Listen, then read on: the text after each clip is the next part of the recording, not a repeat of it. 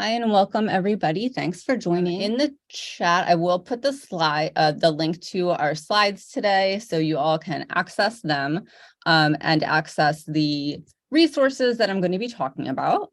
So those are in the chat right now.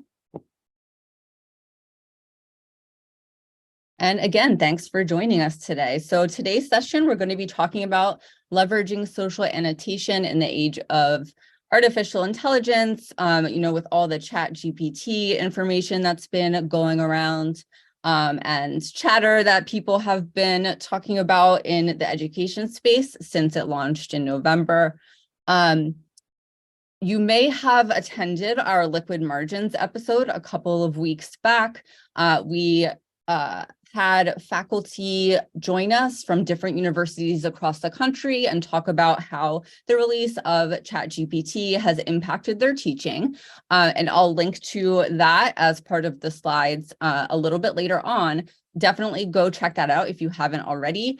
Today, I'm going to be talking more about some practical implications and practical things that you can put into your classroom. So it's more, how can you actually take hypothesis and social annotation and use it in your classes as a response and a way to navigate around artificial intelligence and its impact on education.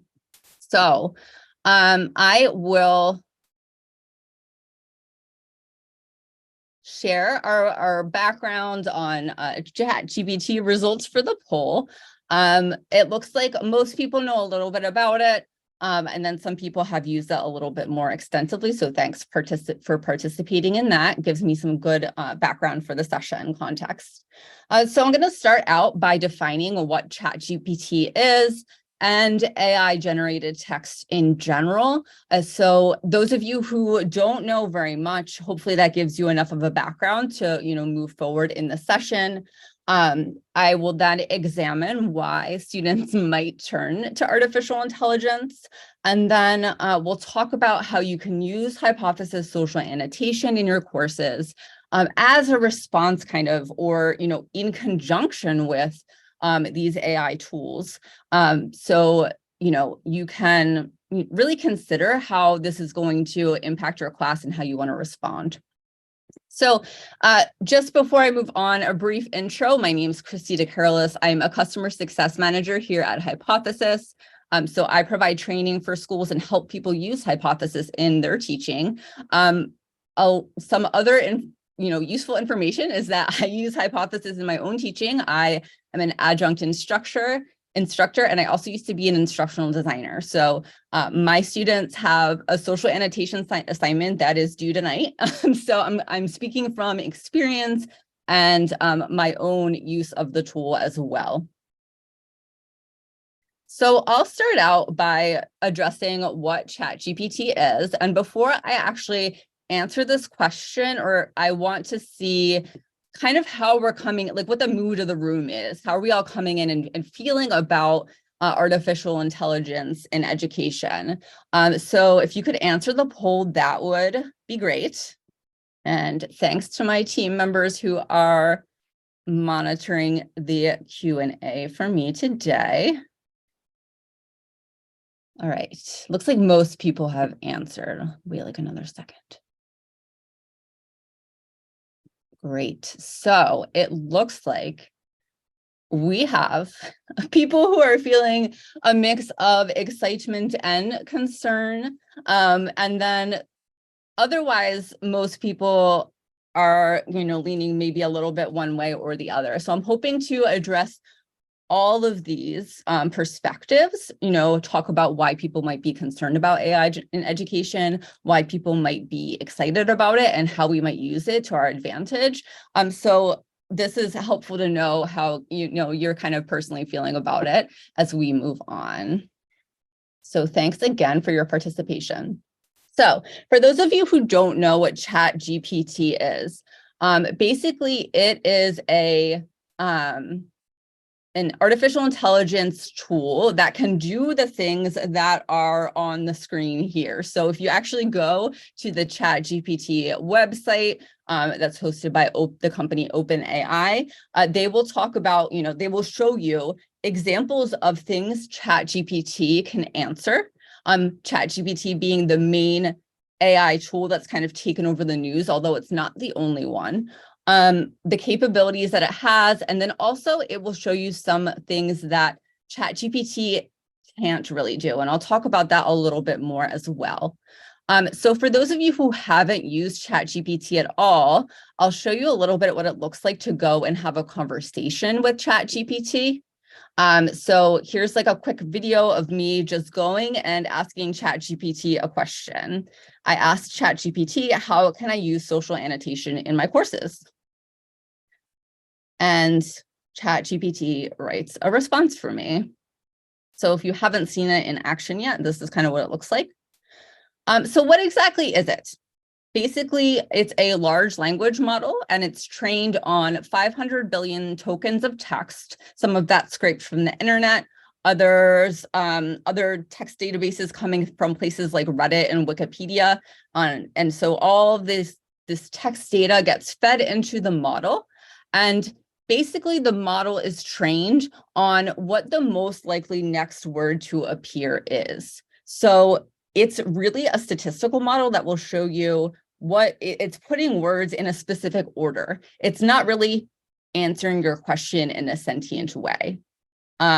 So I know that is simplifying things a lot. So one person answered that they're an expert on ChatGPT and AI in the room. So I hope that you are finding my boiled down explanation to be legit, but there is a really great YouTube video linked in the notes of the slides that might be helpful, where someone goes into how exactly ChatGPT was designed a little bit more and can give you some background information on that.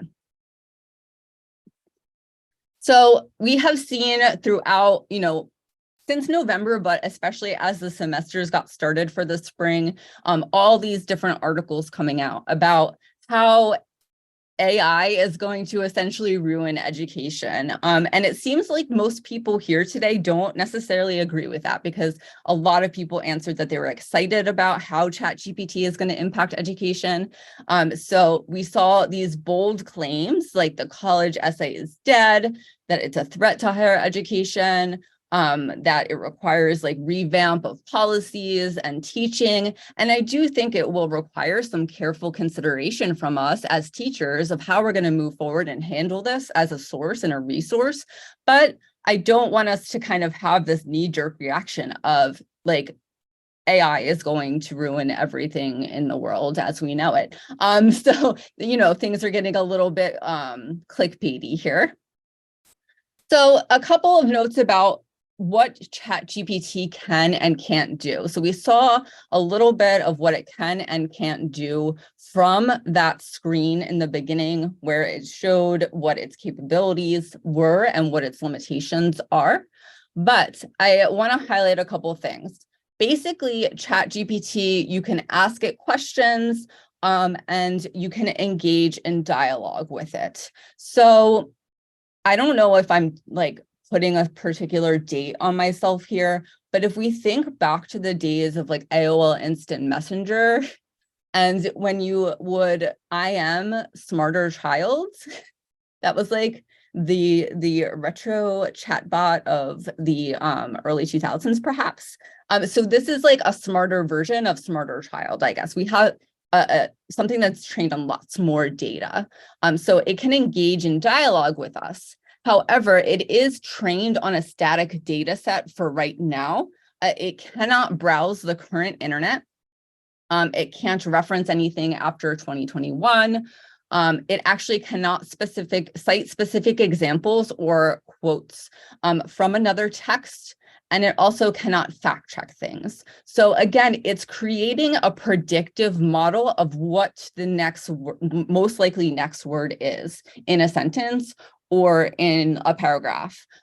So for example, If you ask ChatGPT what 5 times 5 is, it will probably get that right, but it's actually not doing math. It is just giving you what the most likely answer is after someone writes 5 times 5. If you were to give it a more complex math problem where it doesn't have a lot of data of how people have answered this in the past, it probably won't get it right.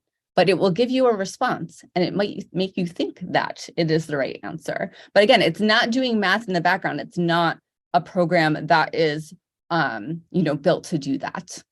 So another example of where ChatGPT might really mess things up and make it look like it's doing something legitimate when it's not, is that if you ask it to cite things, like if you're asking for it to create a paragraph or part of an essay or something, and you're asking for citations as part of that, ChatGPT might make some stuff up.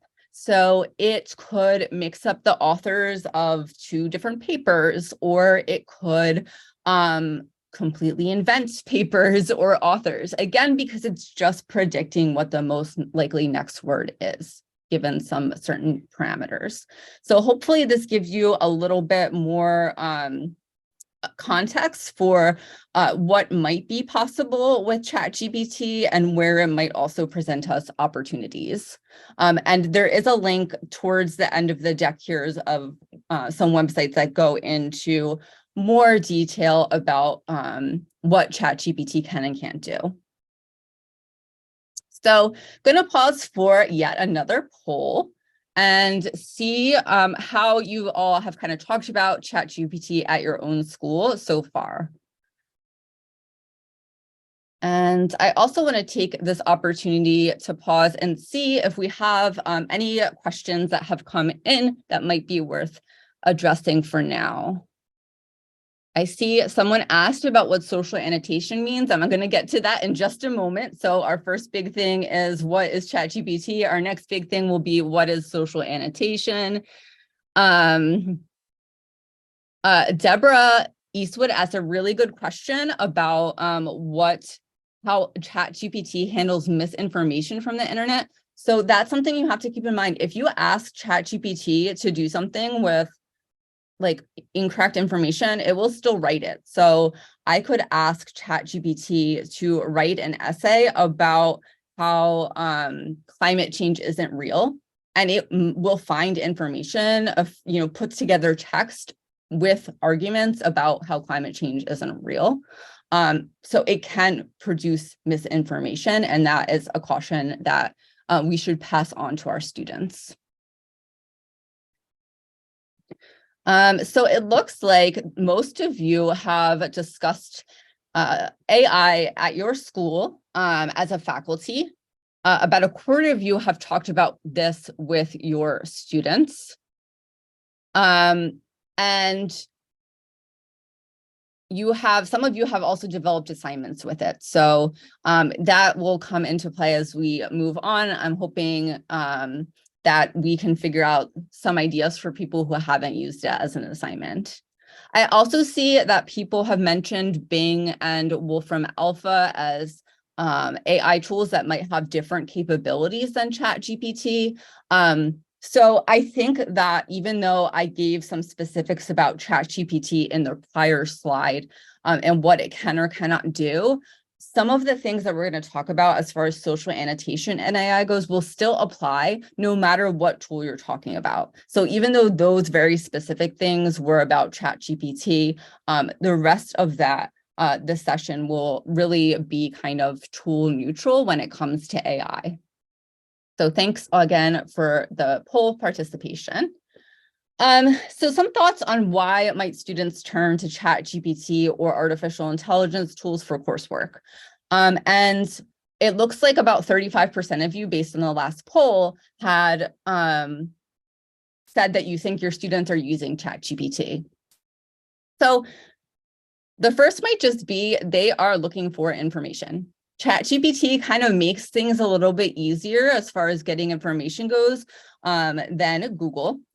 So I was actually reading a New York Times article this morning that was saying that a special education teacher in a school I forget where the school was, but a special education teacher was trying to figure out how to modify like basketball games so that his students with cerebral palsy could play basketball.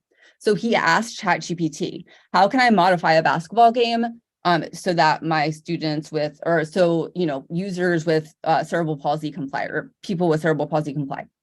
And it gave him recommendations such as shortening the basketball court and lowering the nets, and different rules that he might alter given, the limitations or the restrictions required by the people playing.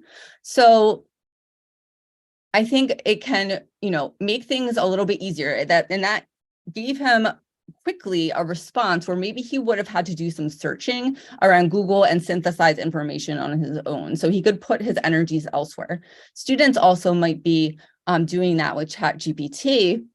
And I think this is a moment for us as educators where we should be talking about ChatGPT with our students because of the limitations that it has. So it kind of reminded me of when Wikipedia was released initially, and it kind of caused similar waves in education. Everybody's like, well, students are not going to research anymore because they can just find everything on Wikipedia. And it's like Wikipedia is a tool that we can use as part of our research, but it shouldn't be the end all be all. And I think as instructors, we have a moment for teaching digital literacy to our students. How can we use ChatGPT in a way that is safe in completing coursework or just completing work overall? And what kinds of things do we have to look out for when we're using it?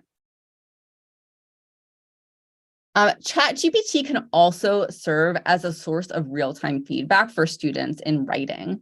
And I'll talk about this a little bit more later on, but students who are struggling in writing could use this as a way to get started or as a way to get feedback on something that they've already drafted, or see if they can fine tune it a little bit. So it's something that they might turn to as almost something that's going to help them brainstorm or approach a project, not necessarily to do it for them.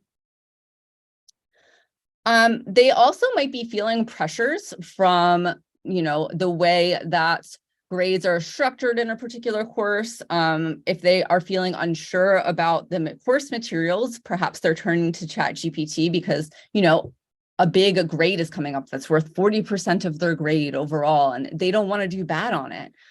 So grade anxiety could really influence, how they're choosing to find information on the web.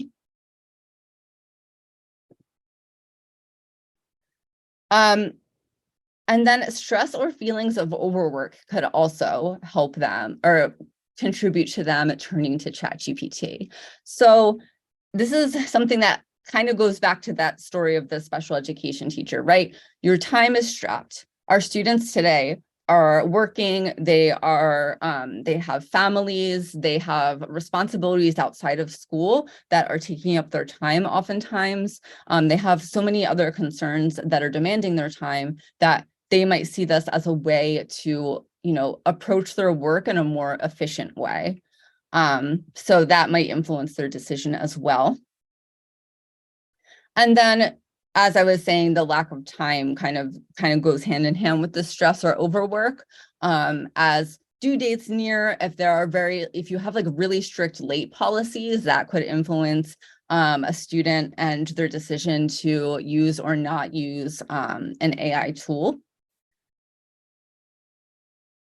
So why you are all here today? How can hypothesis and social annotation help this situation? So I'm going to launch yet another poll. Make sure we're all awake out there. Want to see what everyone's experience with hypothesis is and social annotation, and then also kind of address questions. So I saw a question about copyright issues concerning ChatGPT and if the information being fed into it is in the public domain. I am not sure about the answer for that. I would check out the video that I have linked in the slides that might have covered that. But you do have to also keep in mind, if you are sharing information with ChatGPT, if you go and start typing stuff in there, that is being fed back into their model. So that is becoming part of the training data. And that's something I think students should be aware of as well. Okay, so it looks like about a quarter of us here don't know what hypothesis and social annotation are, and then another quarter of us have not used it before. So that is totally fine. That's what I'm going to go over now. Thanks again for the poll answers. So starting out, what does it look like to annotate with hypothesis? And what am I talking about when I talk about social annotation? Basically, what hypothesis lets us do is we can put a discussion board essentially on top of our reading in our learning management system. So we can take course texts, and I'll pull up an example here. I have a PDF of a physics chapter on the left-hand side. And I can take course text on the left-hand side, and then I can have this conversation on the right. So if you'll notice a couple different things here, that there's some text highlighted on the left, and on the right-hand side where this sidebar is, that's my hypothesis annotations. There are annotations associated with this text. So the text that I'm hovering over, that Jennifer has selected on the left, is the text that's in italics on the right here. So Jennifer selected a specific sentence to comment on using hypothesis, and then she has added a question about it. She's asking a question about the text here. As I scroll through the annotations, you can see where other students have added questions and comments, where these highlights are in the text are indicating where I have different annotations. So the students are having a conversation about the text right on top of the text as they're completing it. So I, as the instructor, can also add annotations here. So you can see I've added what's an example of this, and my students could answer that. You also might notice in this annotation sidebar, as I scroll through, that there's the option to show replies.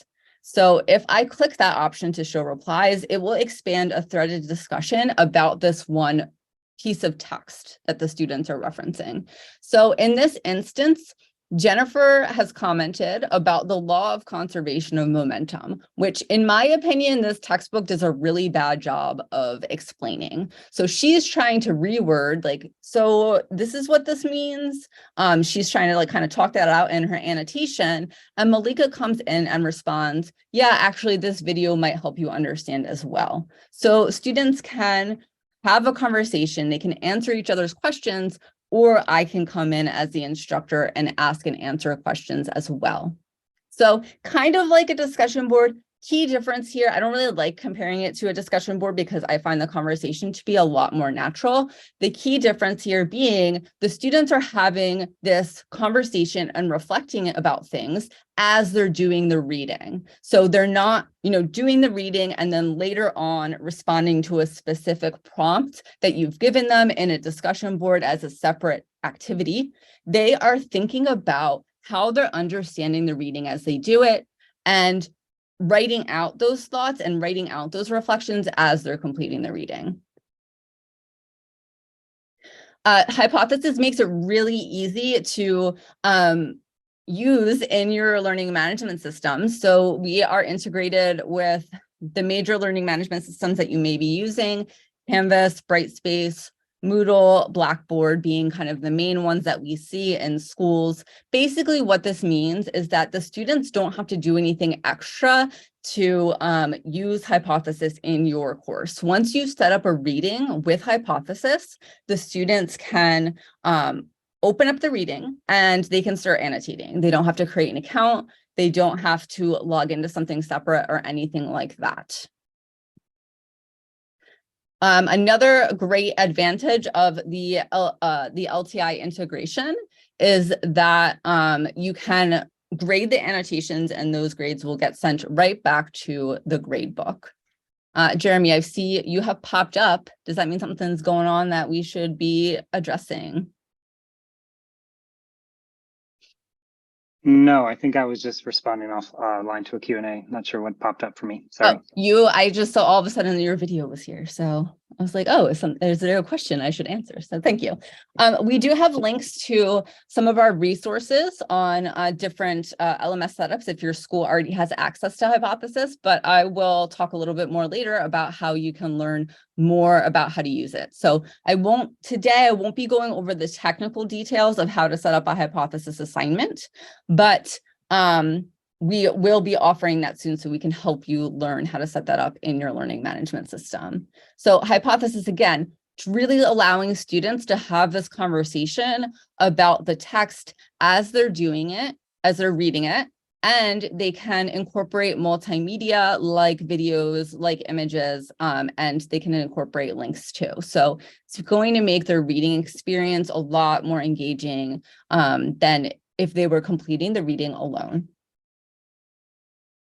So consistently using social annotation in your classes can help with the concern around students using ChatGPT in ways that we might be concerned about. So I think it was about a quarter of you were saying you were concerned your students are, you're concerned about ChatGPT, and 30-something% of you said that you think your students are using it. So how can we use social annotation to help us kind of identify if students are using it and help us, navigate around it in the classroom? So using social annotation gives us a great opportunity to implement more formative assessments in our classes. I mentioned earlier that sometimes students have grade anxiety if there are these big grades like an exam or a big term paper or something in the class that weighs so much in the class that sometimes they get so anxious about these grades that are worth so much that they kind of pull all the stops that they can in order to get good grades on those.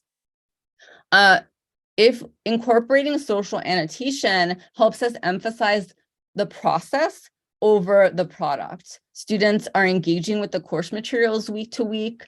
If you're grading those annotations, it gives them opportunities for more low stakes assessments. So for instance, in my course, I use Hypothesis. Every week, my students are annotating their weekly readings. I think I have it set at about 20% of their grade. So that is saying, 20% of your grade is participating in these conversations, this building of knowledge in the course materials and analyzing of knowledge in the course materials that will help you in these projects in the end. So kind of taking some of the pressure away from those more summative assessments and putting some of the value into the process of learning together. It encourages continued engagement from students to use social annotation. So what I often see in the beginning of a semester is students are, they come in with really great intentions for the class, right? They're going to do all the readings, they're going to keep up with everything. And then as the semester progresses and the demands of life are kind of pulling at them, and they are hitting midterms, they're getting projects that are due, all these things are piling up. I think sometimes the readings are the first thing that they're like, okay, I can skip the reading today because that's not something that anyone's checking in on, or that's not something I don't need to actively participate in. If you're using Hypothesis social annotation with your course readings, that means students cannot skip the readings because they have to add annotations. So it helps them stay engaged with the course materials throughout the semester. And if they're staying engaged with course materials throughout the semester, they have less of a need to turn to sources for outside of class for help with those more summative assessments. Using social annotation can also be beneficial for you as the instructor in getting to know your student voice. So something that ChatGPT can't do is, and I tried to do this yesterday actually, I copied and pasted some text from my course, and I was like, ChatGPT, write an annotation about this, write a 2-sentence annotation. And ChatGPT started writing, and it was like, this essay summarizes, and that's as far as it got. And then it just like froze and it stopped. So really, I think it would be more work for students to try and create annotations from AI rather than just write their own thoughts down, because the AI is not really kind of built to provide responses for text like that. And then you as the instructor get the opportunity to see how the student truly writes. What kind of writing do they show week to week? And is that different from what they're turning in when they're turning in more summative assessments? So here at Hypothesis, we like to say that Hypothesis makes reading more active, visible, and social. And this kind of plays into everything I was just saying, how it helps cultivate student voice and engagement throughout the semester. And the point here is, I think, incorporating Hypothesis as a formative assessment, again, makes it so that students don't necessarily need to find or turn to these AI tools so much. So if you're not interested in using AI in your own courses, I think just incorporating social annotation on its own with your course materials can be beneficial as a formative assessment tool. Hypothesis makes reading more active because, again, it's asking students to reflect on what they're thinking and reading as they're completing the reading. It makes reading more visible to us as the instructors in a way that I think is not always possible when we are prompting the students for responses. So in my class, I leave the students, they can just go into the reading and they can comment on whatever they want. I don't ask them specific questions. And in week 6 of my class, a lot of my students we were reading about technology design. I teach a course called Gender and Technology. So we're reading about technology design and how considering the user in designing technology is important. They all kind of went in and highlighted the specific area of the text, and they were starting to connect it back to a reading that we had done in week 3 of the course. Now, I had not asked them to tell me what's the connection between this reading and that reading. They just did that on their own. So I can see what connections they're making in the course materials on their own. If they have questions, one of my students asked, what is the difference between a lay end user and an end user? And another student came in and answered it. So I can see these conversations where misunderstandings are, what needs to be focused on more. And Hypothesis makes reading social because students can see what their classmates are thinking. So in this case where I have this PDF and I have all these annotations, the default setting in the learning management system is that everybody in the class can see everyone else's annotations. In most of our learning management systems, you can make smaller groups to annotate together as well. But the default is that everyone in the class is annotating together. And that is the feedback I get most from students, that they appreciate seeing other students' perspectives, and it helps them learn better to see their classmates, explain things or reword things or ask questions about things. All right, so I'm going to just pause really quickly and look at questions before I start moving on. Okay, I see some specific questions in the Q&A about Hypothesis. That's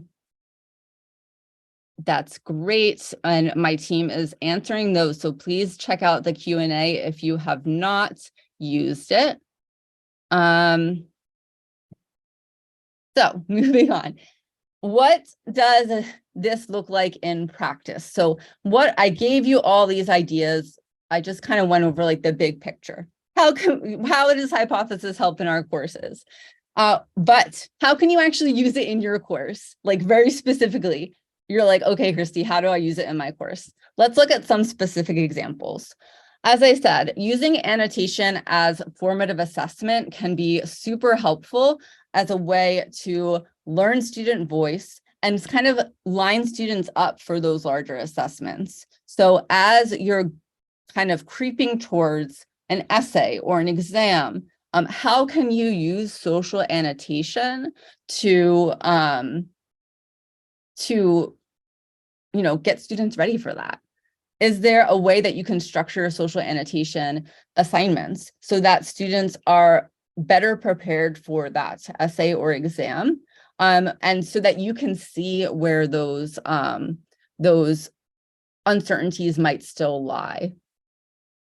Oh, and sorry, I'm going back to the questions in the chat. Aren't there concerns of copyright concerns of making a PDF of a textbook chapter to put in hypothesis? That actually, the one I was showing was an open educational resource. It was an open textbook. So those kind of texts might be a good resource to check out as well. I would also consider how you can incorporate community into your summative assessments. So one of my favorite things about hypothesis is that I am not the only expert in my classroom. My students become co-constructors of knowledge in my class. They are referencing other texts that we've talked about in their annotations. They are bringing in knowledge that they've learned from other classes and relating it to what we're talking about in our class. They are talking about their own life experiences as well in the annotations. So how can we incorporate that knowledge as a community into our summative assessment? Can we have students cite their classmates' annotations? Can we have them reference those annotations or those discussions? And I know one of our guests on Liquid Margins, Rachel Rigolino at SUNY New Paltz, she has that students do this in her class. So she has students take the annotations that they've done and incorporate them as part of an oral report later on in the semester. So how can you bring these annotations into the summative assessment? Because the students, those are things that ChatGPT is never going to be able to kind of grab and use for the students.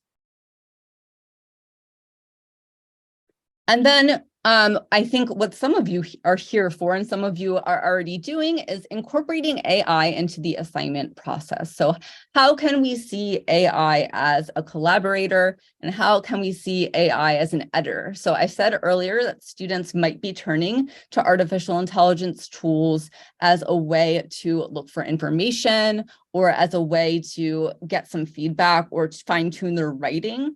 And how can we kind of work with that? I think it's sometimes the default as educators, we're just like, okay, I'm going to pretend like that's not happening or assume it's not happening. But can we bring it into the assignment process? Can we talk to our students about how we can use artificial intelligence in a way that works and warn them about some of the pitfalls of artificial intelligence and that it might be creating fake information or it might be generating something that is misleading. So I think one of the videos that I have linked in this slide deck compared it to the invention of the calculator. Calculators kind of demonstrate the importance of showing work in math. And I think AI can kind of do the same thing. And maybe talk to your students about how they have to, cite if they've used AI as part of their assignment writing process. And then what I will be wrapping up with today are some ideas for how you might use social annotation with AI generated text to examine that text and to have your students really critically think about text that AI is generating. So kind of taking what I just said, where you're talking about AI with your students and what you kind of have to watch out for, and then putting that into practice using the hypothesis tool. So we do have some AI starter assignments available on our website. Basically, what that means is if you click on the link in the slides, you can find specific assignment instructions where students can use, you can use these in your course for your students to complete the assignments. And we have the instructions here that you can either copy and paste into your course, or you can adapt them to whatever might work the best for your particular discipline. So the three different ideas we have for using social annotation with AI generated text. Have your students act as editors. How can we use AI generated text to make our students better writers?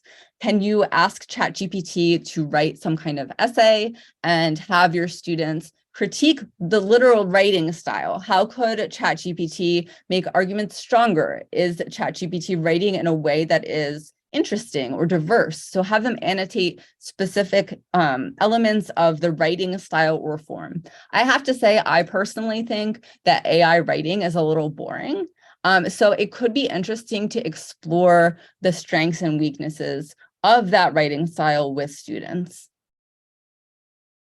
As I mentioned in the beginning, sometimes AI makes stuff up. You can have students act as fact checkers and practice, building a bibliography. As they go through, they can add annotations to ChatGPT's work to fact check specific things that it's included in the text that is generated, and have students find, either in course materials or out on the web, what proves or disproves this about what ChatGPT is saying. So this particular assignment example, that's one of the instructions I've pulled up here.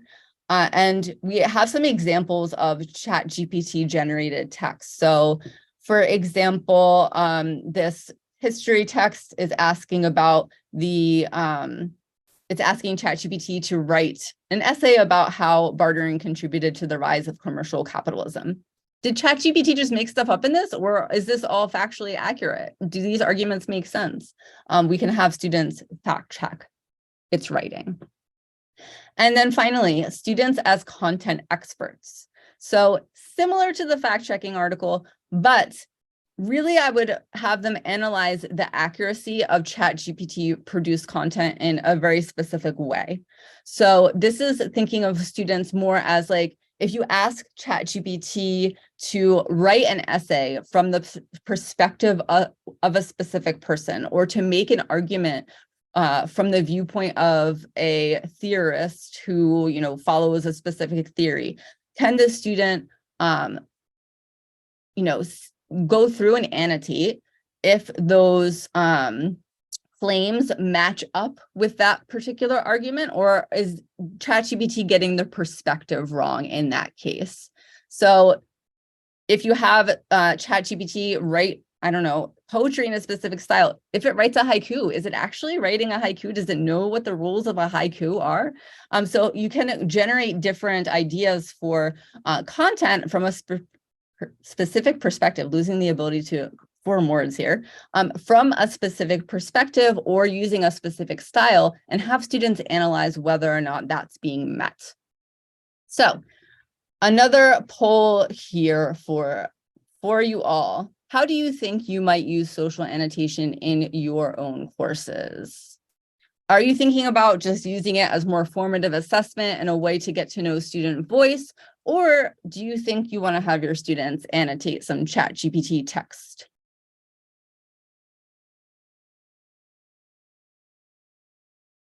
Ooh, it looks like I really like seeing the results come in. It's like a race. Right now, many people are thinking that they'll use students as fact checkers as a ChatGPT strategy. So they can add annotations with their citations. I will use this as a moment to check in with our Q&A as well. Looks like the team is doing a great job of answering all the questions in the Q&A. So thank you all for that. All right. So let's see. It looks like most of you are going with students as fact checkers, and then we kind of have a tie between the other three. That's interesting to me. Formative assessment, students as editors, students as experts. We've all got some ideas there. What else, Jeremy? have a thought at this point. I see your video came on again. My video just keeps coming on sort of accidentally. I'm sorry about Okay. that. So Well, I don't have anything to add. I you think just wanted to join. you're Chatting. doing a great job, and your colleagues are doing a great job of answering questions. I've been engaged in answering questions. So I definitely want to reiterate that folks should jump into the Q&A section and see some of the dialogue that's going on there. But I actually don't have anything substantive to add right now. Apologies. All right, thanks. And I did see that some people are asking for the slide link again, so I'm going to put that in the chat for people who might have missed it the first time. So you can get to these links that I've just shared. And then for those of you who are interested in using Hypothesis for more formative assessment, and you don't necessarily want to use the AI starter assignments, we have standard regular starter assignments for just like kind of more generic social annotation assignments. If you click on the link in slide 27, you can see we have instructions for having your students annotate in STEM text, have your students annotate academic articles, have your students annotate your syllabus or your lecture slides. We got lots of ideas. So we would love to talk to you more about how you might use it in your courses.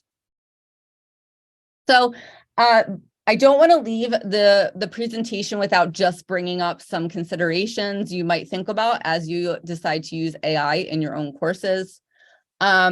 ChatGPT specifically does require that you sign up with an email and a phone number. So if you want students to use ChatGPT in your course, I would just think about, and talk to your students about how that data might be used and, their privacy moving forward. As I mentioned earlier, everything that we input into ChatGPT does get input into their training model. So they use those conversations as a way to make their tool work better. So that's just something to keep in mind as well. Will ChatGPT always be free? I don't know the answer to that. So if you're going to use it in your class, that might be something to keep in mind.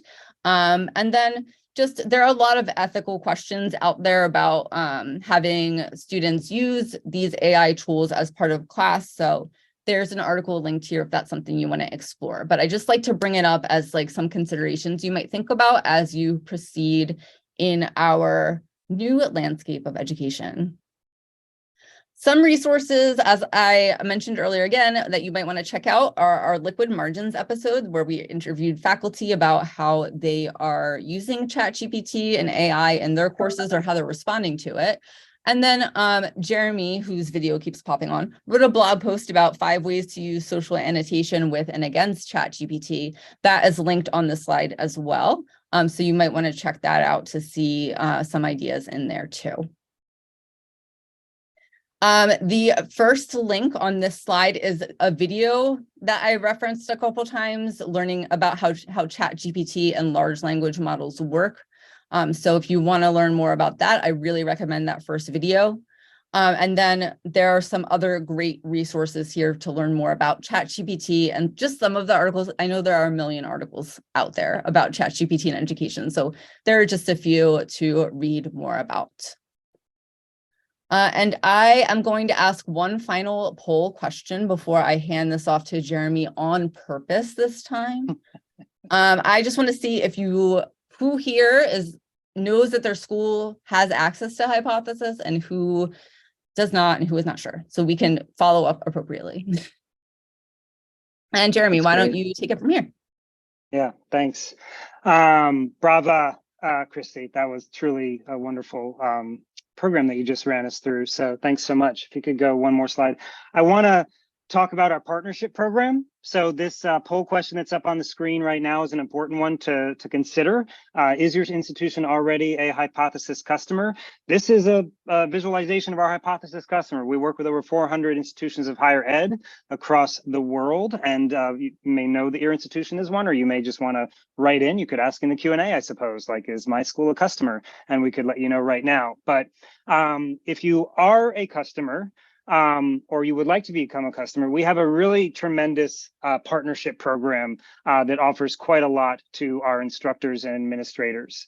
So if the next slide shows some of the great things that we offer, I think above all, you should note that Christie is one of our customer success managers, and the folks answering the Q&A are our customer success managers. So really the headline is that you get to work with folks like Christie and Becky and Jessica and Ashley and Suzanne, who are in the Q&A, when you become a Hypothesis customer. They provide one-on-one instructional design consultations.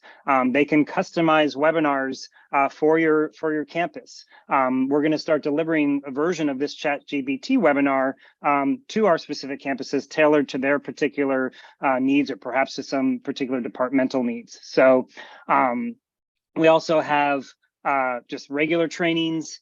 We offer partnership workshops on a number of different themes related to the tool and its functionality, but also just related to pedagogical issues. It's such a simple tool that our CS team really gets to focus a lot on pedagogy and supporting teaching and learning in institutions, and they all have backgrounds as educators to bring to bear on those conversations. We have an academy that credentializes folks as Hypothesis educators. We also have a forum where folks can have conversations with each other about social annotation in teaching and learning and particular disciplines. And so there's links and more information about all that stuff here on this slide.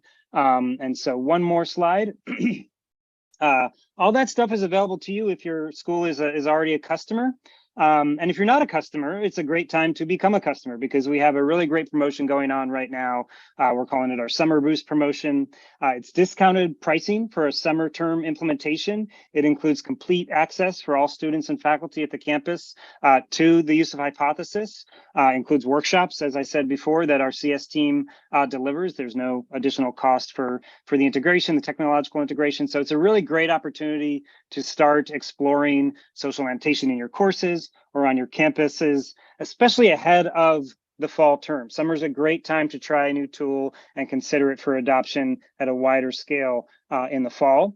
So get in touch at Education at Hypothesis if you'd like to learn more about our Summer Boost program. It's a low-cost, way to get started over the summer. And in fact, if you sign up for a multi-year agreement after the summer, the cost of the Summer Boost program can be applied toward that multi-year agreement. So again, I just want to give major kudos to Christie for her presentation today, and to the CS team. There's no better argument for becoming a Hypothesis partner than getting to work with folks like Christie and her colleagues. And so please do get in touch with us at Education at Hypothesis to learn more about how we can bring programming to your campus if you are a customer, or how we can get a partnership started if your campus is not yet a customer. And with that, I will hand it back to Christie to close the session. Again, great job, Christie. Thanks so much. I will go off video for real now. I won't come back. I don't know what was going on before. Purpose, video on purpose. Can we make that anything? That doesn't sound trendy or anything. Anyway, we'll get so thank you all for joining today, taking the time out of your day to join us. I hope you found some new ideas for using social annotation in your courses. Please watch out for upcoming workshops on how to actually use Hypothesis in your course. We'll be offering those soon if you're not sure how to set it up in your learning management system. And also, please reach out to us if you just want some help in getting it set up in your learning management system. So your customer success manager would be happy to walk you through setting up a reading in a Hypothesis, or going over more of the specifics of how you'd like to use it in your course. So thanks again all for joining. I really enjoyed chatting about this with you all today. And thanks again to my team for answering all the questions in the Q&A. We'll be following up with the recording and some more information, and I hope you all have a good rest of the week. Thanks again, everyone. Hey, Christie. Yep. Sorry, can we leave this live for a few more minutes so that we can answer the questions in the Q&A? Sure. Thank you. Appreciate you doing. Are there any that would be helpful for me to address? It might be worth mentioning, Christie, that one of the things we'll be following up about is some of the more basics, how to get started with Hypothesis. So we're going to figure out which of you guys are at institutions that we can begin, delivering our services to immediately. And we're going to be offering some more basic onboarding for folks that are new to Hypothesis and want to get started. So look for the follow-up email here. It'll have this recording, but it'll also have some information about other sessions that are a little bit more how to get started and the basics of, adding Hypothesis to a course in an LMS and creating an assignment and things of that nature.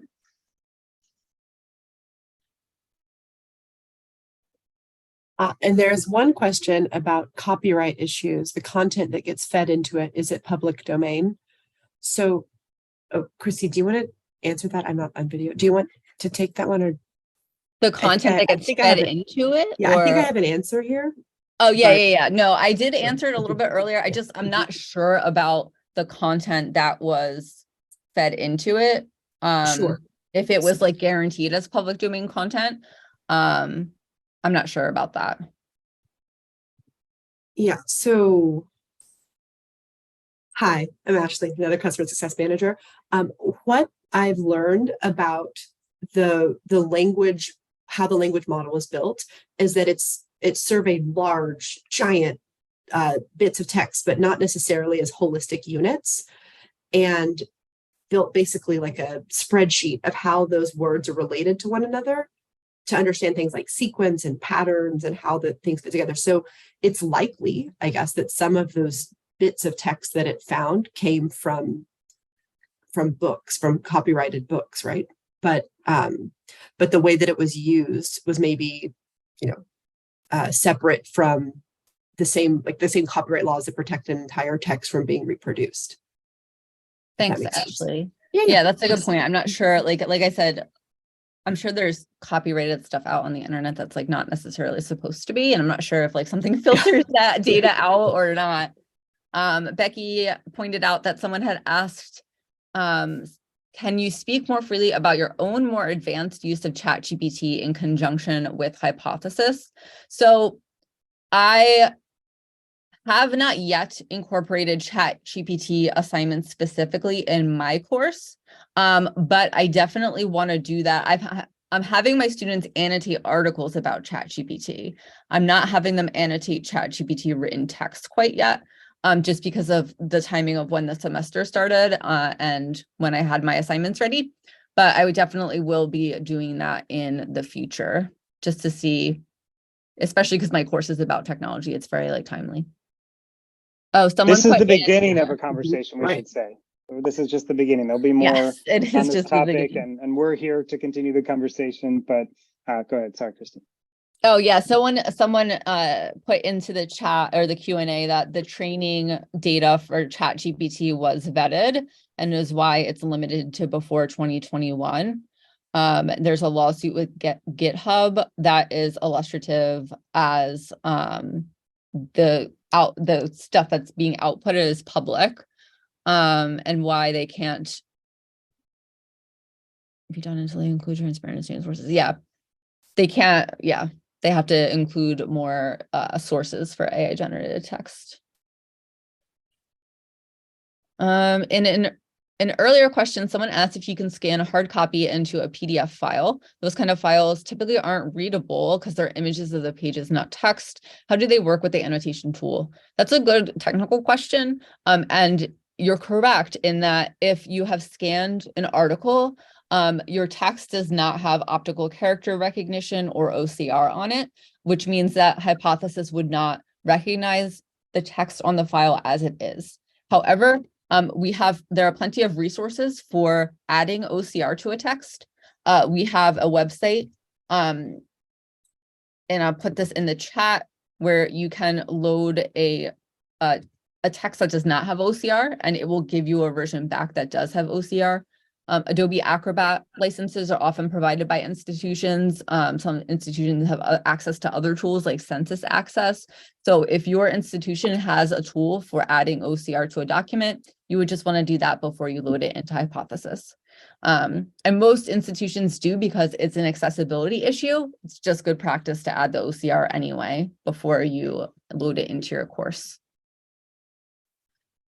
All right. I think we have hit all of the questions that are open. Thanks for those of you that have kind of hung around for those responses. And thanks again for your time today. Any final thoughts from our team? I was looking for the applause emoji. I don't see it available in No this. one's applauding me. Workshop. I'm applauding you. Thank you. Great work and great audience today. Thanks, everybody. All right, thanks everyone.